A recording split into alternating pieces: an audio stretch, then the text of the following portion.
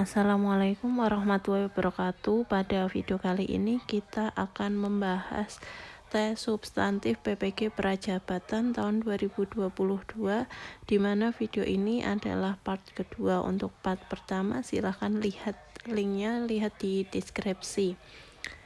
Tes substantif PPG itu merupakan tes atau seleksi yang dilakukan setelah tahap administrasi. Jadi ketika lolos administrasi, tes selanjutnya adalah tes substantif. Nanti yang terakhir itu adalah tes wawancara. Berapa contoh soal untuk tes substantif PPG Prajabatan 2022? Yang pertama, Dani dipromosikan untuk mendapatkan posisi baru di Kementerian A sebagai kepala bidang atau sekretaris bidang. Ternyata Budi terpilih sebagai sekretaris bidang di Kementerian A sebagai posisi tersebut, sehingga posisi tersebut telah terisi. Kesimpulan yang paling tepat adalah sebagai berikut. Yang A, Dani tidak mendapatkan posisi baru di Kementerian A. B. Rudi tidak mendapatkan posisi baru di Kementerian A. C. Dani tidak cocok mendapatkan posisi sebagai sekretaris bidang di Kementerian A. D. Budi tidak cocok mendapatkan posisi sebagai kepala bidang di Kementerian A. E. Dani mendapatkan posisi baru sebagai kepala bidang di Kementerian A. Oke, silahkan jawab dulu di kolom komentar ya. Kalau sudah, ya, kita bahas bersama. Dani itu dipromosikan untuk mendapatkan posisi sebagai kepala bidang, kalau enggak sebagai sekretaris bidang. Ternyata Budi sudah terpilih menjadi sekretaris bidang, sehingga Dani tidak memiliki kesempatan untuk menjadi sekretaris bidang. Akan tetapi Dani itu masih mempunyai kesempatan untuk menjadi kepala bidang, sehingga jawaban yang paling tepat itu adalah E. Dani mendapatkan posisi baru sebagai kepala bidang di Kementerian A. Ya. Untuk soal yang selanjutnya, guru menjelaskan tujuan pembelajaran. Proses pembelajaran dan memotivasi peserta didik terlibat dalam aktivitas pemecahan masalah yang dipilih adalah salah satu tahap dari model pembelajaran PBL pada tahap yang A. Mengorganisasikan peserta didik, yang B. Membimbing penyelidikan individu dan kelompok, C. Orientasi peserta didik kepada masalah, D. Mengembangkan dan menyajikan hasil karya. Nah, kata kuncinya adalah pemecahan masalah. Berarti di situ jawaban yang paling tepat adalah yang C. Orientasi peserta didik kepada masalah. Untuk soal yang selanjutnya, kamu pernah punya pengalaman seperti Adinda enggak? Sewaktu dia bermain di sawah bersama teman-temannya, dia berdiri di atas pematang yang ukurannya kecil. Akibatnya, dia terpeleset dan badannya basah karena jatuh ke sawah yang saat itu sedang diairi. Wah, sepertinya seru sekali ya bermain di sawah. Teman-teman tahu nggak kenapa harus ada pematang di sawah? Simak penjelasan ini ya. Ragam bahasa yang digunakan pada paragraf di atas adalah A. Bahasa baku, B. Tidak baku, C. Daerah, D. Resmi. Di situ ada kata enggak. Ada lagi juga ada enggak juga.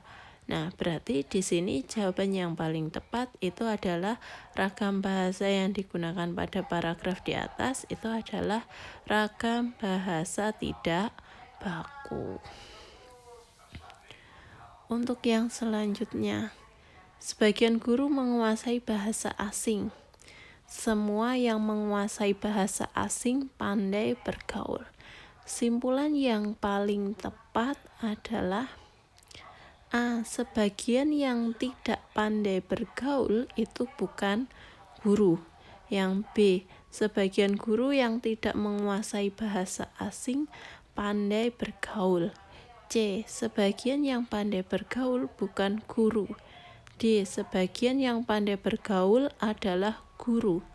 Yang E. Sebagian guru tidak menguasai bahasa asing dan pandai bergaul. Oke, silahkan teman-teman menjawab dulu di kolom komentar. Kita bahas. Sebagian guru menguasai bahasa asing. Berarti kan tidak semua guru itu menguasai bahasa asing, cuman sebagian.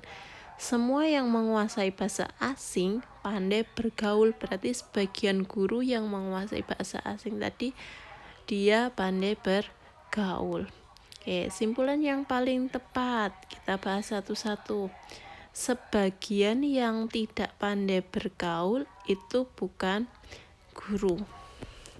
Sebagian yang tidak pandai bergaul itu bukan guru. Nah, jawaban A ini bisa jadi. Coba kita lihat jawaban yang lain. Sebagian guru yang tidak menguasai bahasa asing pandai bergaul. Kalau ini kata yang kedua ini tidak dijelaskan ya di atas. Yang C, sebagian yang pandai bergaul itu bukan guru. Sebagian yang pandai bergaul bukan guru. Yang D, sebagian yang pandai bergaul itu adalah guru. Sebagian guru tidak menguasai bahasa asing dan pandai bergaul. Jadi jawaban yang paling tepat itu adalah yang D. Sebagian yang pandai bergaul itu adalah guru. Yang selanjutnya, jika tidak ada banjir, keluarga saya berwisata ke kebun binatang. Jika gelombang laut tidak tinggi, keluarga saya berwisata ke pantai. Saat ini keluarga saya tidak berwisata ke kebun binatang dan tidak ke pantai. Simpulan yang paling tepat adalah sebagai berikut.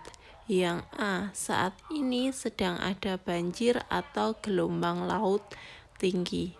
B, saat ini keluarga saya tidak sedang berwisata dan sedang ada banjir. Yang C, saat ini sedang banjir sehingga keluarga saya berwisata ke pantai.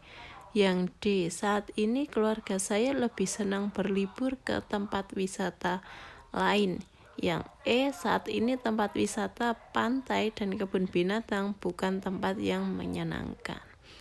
Nah, di situ saat ini keluarga saya tidak berwisata ke kebun binatang. Berarti ketika tidak berwisata ke kebun binatang artinya ada banjir.